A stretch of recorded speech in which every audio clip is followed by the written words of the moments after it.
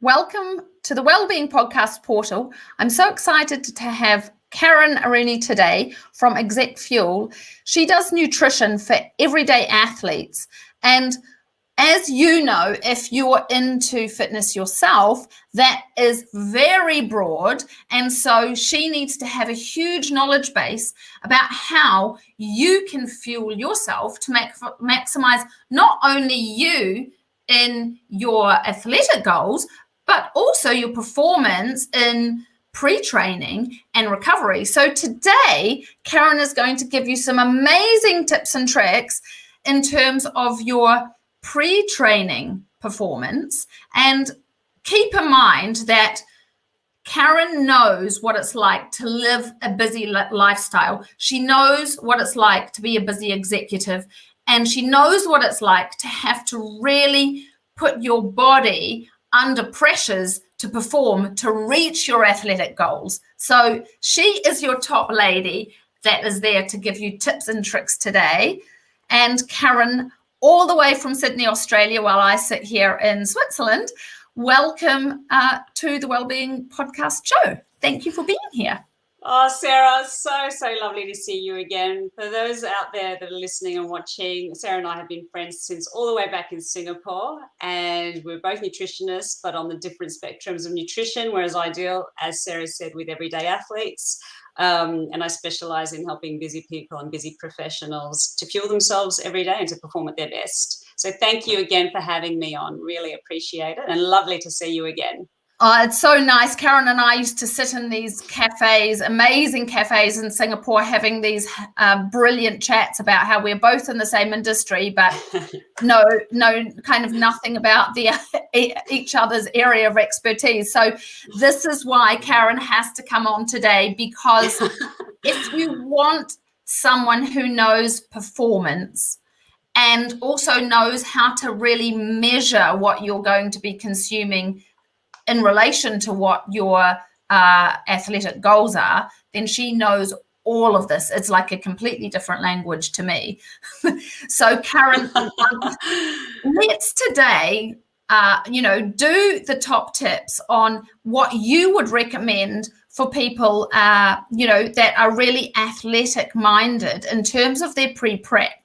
So, do you, if we kind of look at, and correct me if I'm wrong, two kinds of real athletic people. I see it as those that are really into going to the gym and that endurance and strength training, and the other is those that really like to get out and do a lot of cardio and go for a run and kind of burn that way.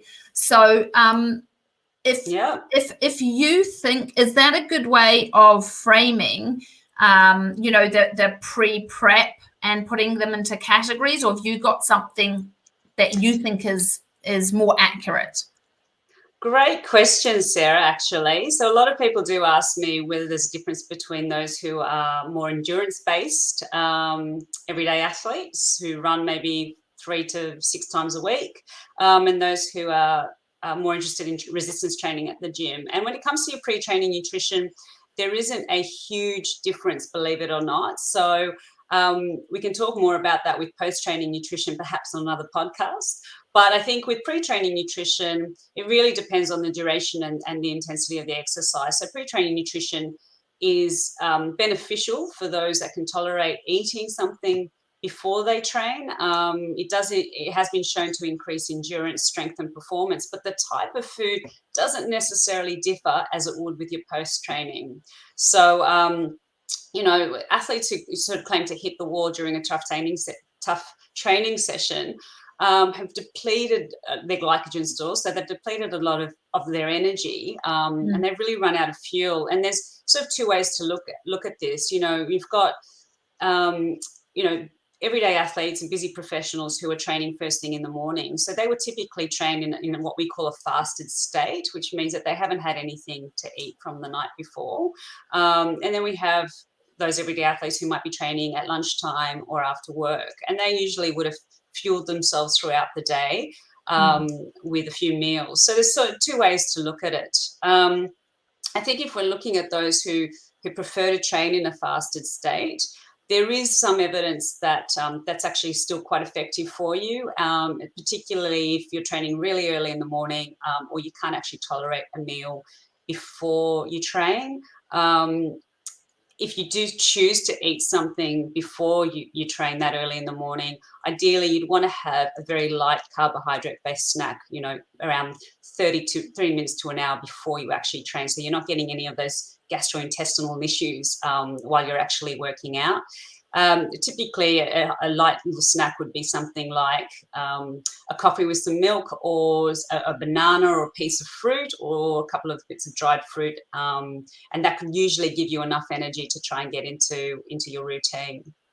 For those that, and the benefits of actually eating before you train is something that I'll talk about afterwards, but for those that are looking to actually train a little later in the day, and like I said, it's almost irrelevant whether at the moment you're training for endurance or you're training for strength, because it's pre-training nutrition. You'd want to be eating a meal richer in complex carbohydrates. So you'd probably be training after lunch, where lunch may involve some protein and a carbohydrate, for example, chicken and rice, or tofu and rice, something that's a little bit more substantial, or a salad.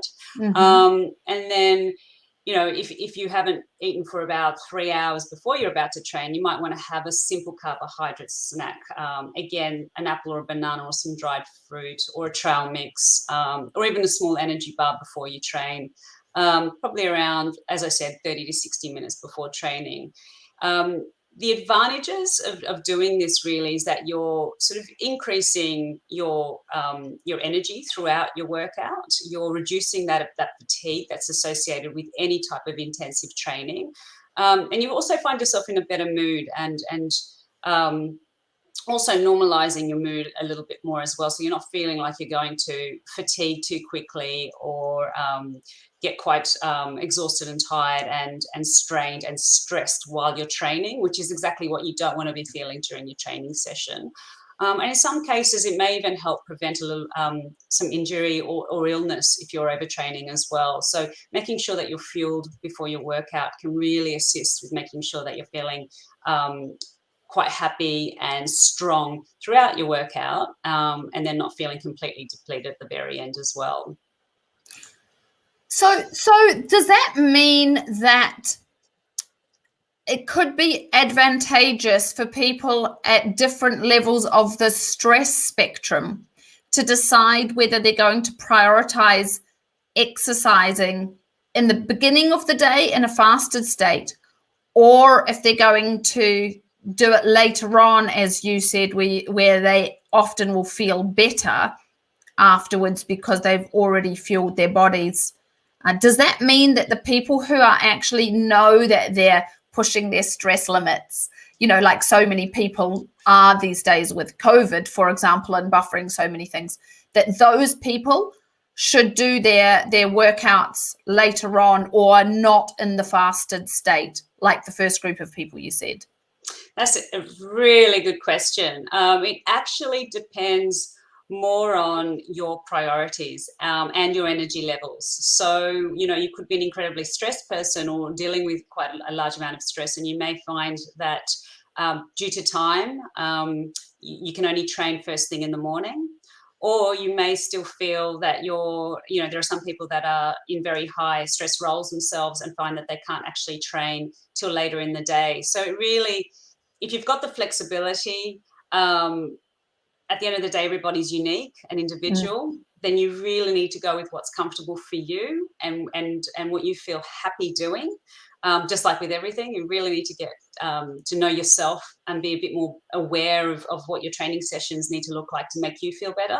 But unfortunately, in the world that we live in at the moment, it really is dictated by time. So some people do need to train early in the morning, and some people can't get to it till later in the day. Either way, it doesn't particularly matter what your stress levels are looking like as such. What really matters is whether you're fueled efficiently, and you're feeling comfortable and happy during your workout, and then you're not really hitting the wall and feeling a really unstable mood at the end of your workout as well. So essentially, either way, the best thing about exercise, and why I definitely love working with everyday athletes, is that, you know, it releases serotonin and endorphins that'll make you feel good anyway. So I'll never say don't exercise if you're too stressed. I will always say go get out there and do some sort of movement. But I think whatever you're eating has to really coincide with your body and your level of awareness and the type of, you know, training that you're doing, in terms of what time you're doing it. Making sure that you feel comfortable, because the last thing you want is to eat something and then feel really uncomfortable during that training session, or not eat something and then feel completely depleted and lacking energy during your training session as well, because then that is probably going to compound the stress that your body is already feeling from your everyday activities. Exactly. So, you know, your speciality is working with everyday athletes. And so I can imagine that in that framework, it means that you must come across people who have huge varying levels of knowledge. But, you know, I imagine you also probably come across people who think they know everything because they've done certain things, because it's not just an everyday sports person. It's really an everyday athlete is a more committed level of fitness training, you know, to be an athlete, even if you're just an everyday athlete, but it still means you've got a real commitment and dedication there. What is the most common pre-training piece of knowledge that you find maybe people think they're doing that they're often not doing correctly, that then you can you know, give them a tip and put them on the right track with? In relation to nutrition, it usually is twofold. So firstly, it's training in a fasted state when your body clearly needs something. So there are people out there that try and train fasted thinking that it'll help to effectively burn fat. That in itself, you know, it's not if you're doing steady state cardio, you need to be doing it for a little while before you really tap into your fat stores anyway. So I do usually recommend that people have a piece of fruit or something, you know, that's high in carbohydrate and light beforehand. So I think that's one mistake that they typically make, because they're feeling so horrible and drained during their exercise. And then the second piece of advice is, you know, you need to test the food out. You know, give yourself different varying options as to what type of food that your body can tolerate before you eat, and trying not to eat too close to your training period, because the last thing you want is to feel full and bloated. So I do get people that have come to see me because either what they're eating is affecting them, or they're eating too close to their training time. And they're really trying to pack in a lot in their day, obviously with work, family and training. And so they haven't really scheduled their food or the type of food that they should be eating. They haven't tried and tested that before they train as well. So that just affects their mood, it affects their gut, it affects their health. And obviously at the end of the day, it affects their training session. And that's where you can see a lot of the stress kick in. Amazing. So what do you think? This is something that I don't know the answer to and super interested in, about coffee and exercise. So coffee before training, is that equal to eating a carbohydrate? You know, what effect does that have? Do you still call that a fasted state? Lots of coffee questions. It's another great question. So it's a carbohydrate if you're adding milk to it, okay, because milk is a carbohydrate. So if you're having a latte or a heavy milky coffee, then that'll be your carbohydrate snack beforehand. Black coffee is typically you know, non-effectual, so you would be training in a fasted state if you were having coffee. What coffee can do for you is actually provide you with that extra boost of energy. You know, typically when you're having a coffee, you have energy for about an hour post your coffee, and that can really help your training sessions. However, I do need to preface that with saying, if you're not a coffee drinker, don't start now. Secondly, if you're finding that coffee, because it can do this for some people, can give you some gastrointestinal issues or some, you know, discomfort in the tummy, don't have it. And again, it's my other recommendation is if you are going to have it, do have it, 30 minutes prior. Try not to have it any longer than that beforehand, and try not to have it too close to your training session either. And what about water? So where does water come into play? Are there specific guidelines as to what you recommend to make sure that you're hydrated enough, i.e. if you're going to have a big workout, let's say for an hour, do you say, 45 minutes beforehand, make sure you've drunk a liter of water? Or what are the guidelines for making sure you're hydrated? Because it must impact performance, doesn't it? It can do, yes. So if you're training in a fasted state, and this is first thing in the morning, again, recommended that you drink water prior to 30 minutes, or 30 minutes prior to your workout, I should say. And then just taking small sips of water throughout your workout, depending on what it is, just small sips. Of course, we need to replenish post-training, which is the most important part. If you're training later in the day, you would have actually, hopefully, had yourself a good liter or two of water during the day anyway. And again, so it's not as impactful if you're not, having any water throughout the training session. Again, you're going to want to train to rehydrate post-training anyway. So again, with training, taking small sips throughout training, and making sure you're not drinking, a full liter of water, within 30 minutes of your training as well. That can actually affect some of your training as well. And so I'm wondering about being all nutrition-y and everything, the two of us. This is dangerous. Yeah, exactly. And then, combining that with everyday athletes. Yes. I know that anyone who is athletic that I know, who is not in the more crunchy side like we are of health, that there's still all of this belief that you have to have these energy drinks, these, the Gatorades and the Powerades and all of the blue and red and all the, all of those drinks. One, do you recommend those? If yes, why? And if no, why? And what would you think is a good alternative? If not? Oh gosh, this is a topic for another podcast. Supplements. There's so many topics. All right, so supplements, drink supplements, they're really interesting ones. So typically they're unnecessary if you're training for only an hour. It's usually when you're training for 75 minutes or more that you might need sort of a glycogen hit of some sort, and that's when those drinks are usually the most effective. However, like I said, everybody is unique, and I work with athletes who also have corporate roles. And when I say athletes, they're training twice a day for at least an hour at high intensity levels. And they typically can have a Gatorade after a session or throughout a session if they're interested. However, for the everyday athletes who are training 3 times a week for an hour or 45 minutes, I don't highly recommend having anything too sugary during the training session. Studies have shown over and over again, it's not until you hit the 75-minute mark that you can actually benefit from a hit of sugar or an energy drink. And that's just to increase performance if you're going for 2 hours, for example. So within the hour, water is more than sufficient. And you don't actually need to have any of these drinks pre-training either, because essentially they are really just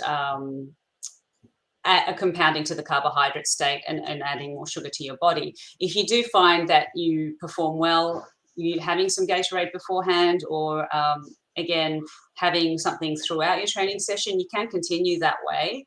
But I don't highly recommend it for those that are training less than 4 times a week anyway.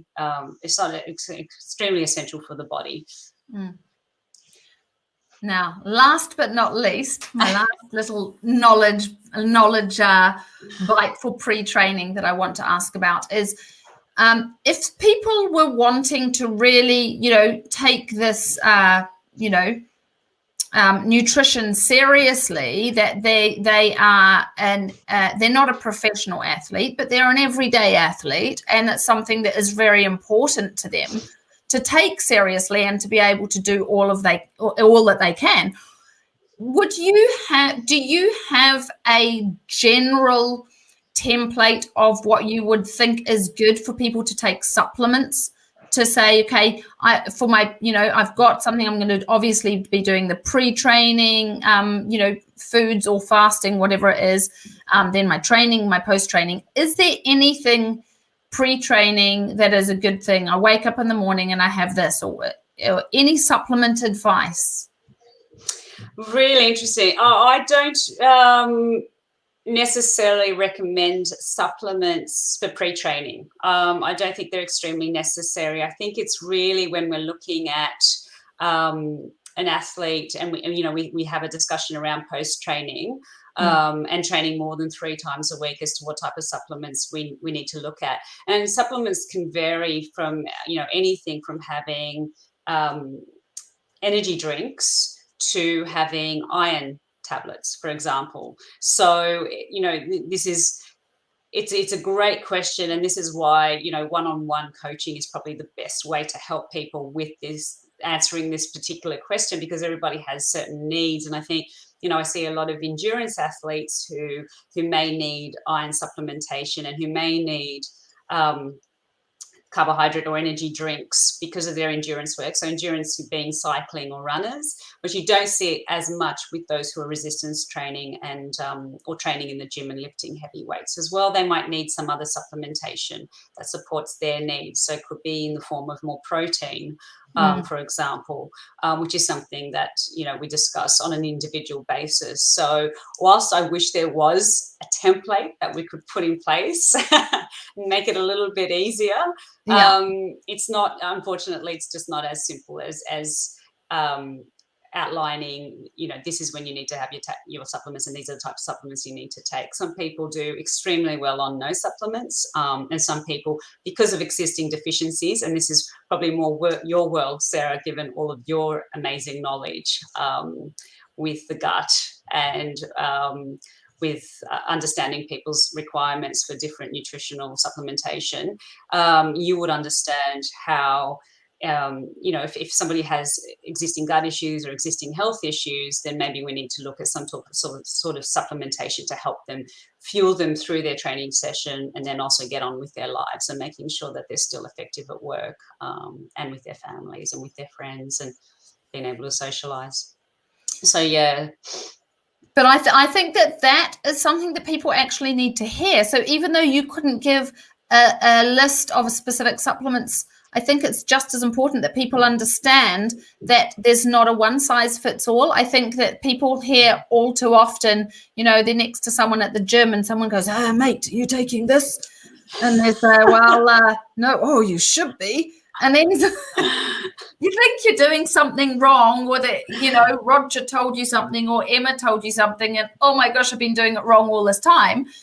But they need to actually invest, if they're that dedicated, in their fitness and in their passion to, in whatever chosen field it is of fitness, that they then invest in getting professional person to be able to say, well, let's put your jigsaw puzzle of you together. And this is what your needs are. Exactly right. There's a lot to be said around supplementation like creatine and BCAAs. And creatine's fantastic if you're somebody who's finding that they're hitting the wall during a training session. But then I need to look at, how many times a week are you training? What type of training are you doing? And are you actually fueled before that training session before I could even recommend that you have creatine, for example?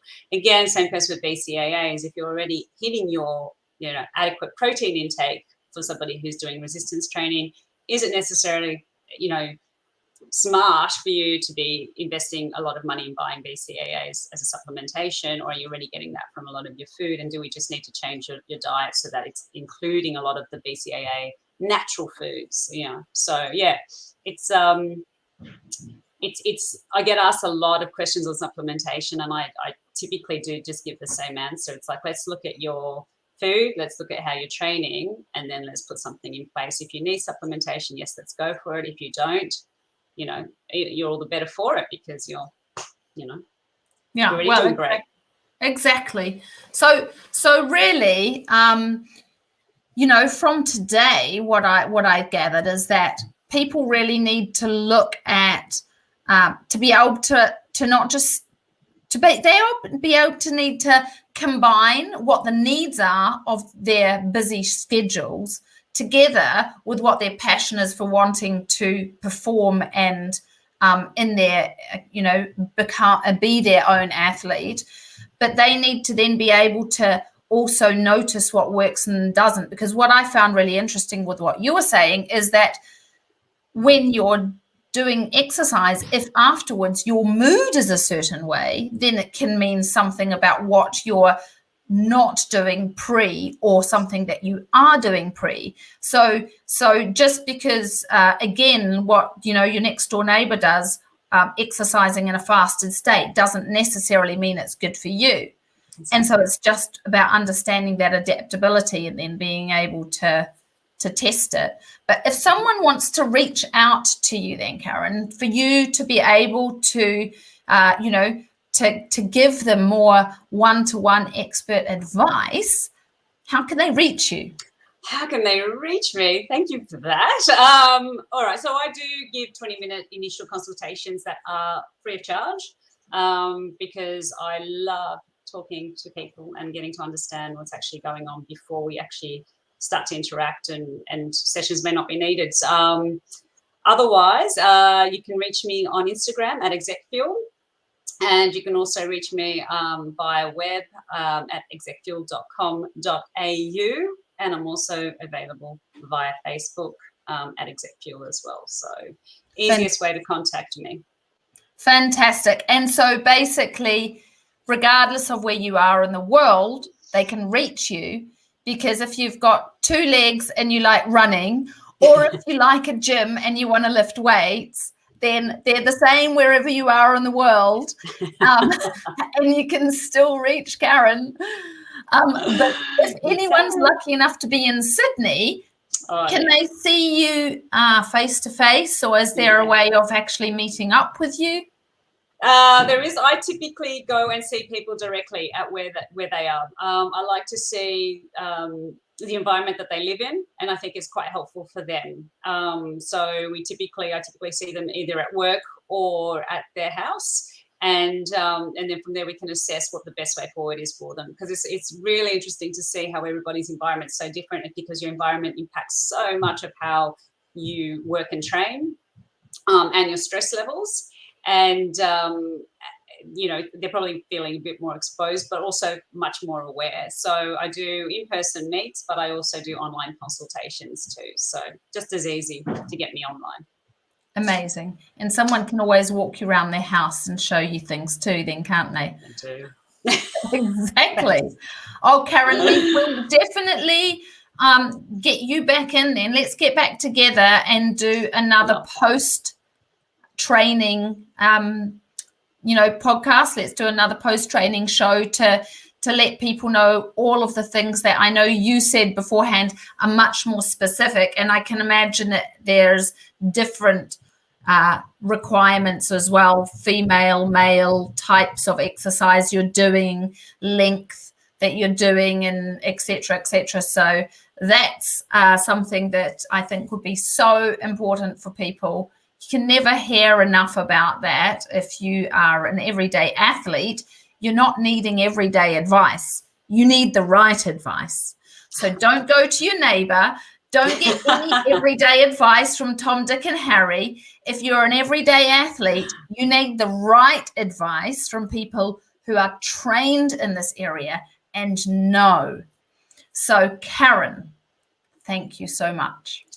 Sarah, thank you so much. Really enjoyed it. You are an absolute pleasure, absolute sunlight.